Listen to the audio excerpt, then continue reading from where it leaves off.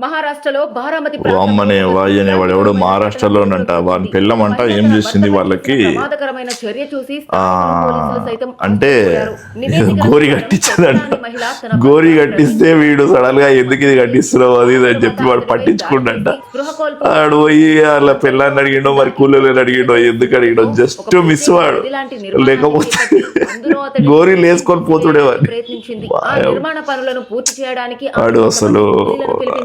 అయితే ఆ నిర్మాణ జస్ట్ అదృష్టవంతుడు నిర్మాణంలో జస్ట్ లో మిస్ అయ్యిండు అస్పష్టమైన శబ్దాలు లేకపోతే అదే గోరీలో కూలీలు గమనించారు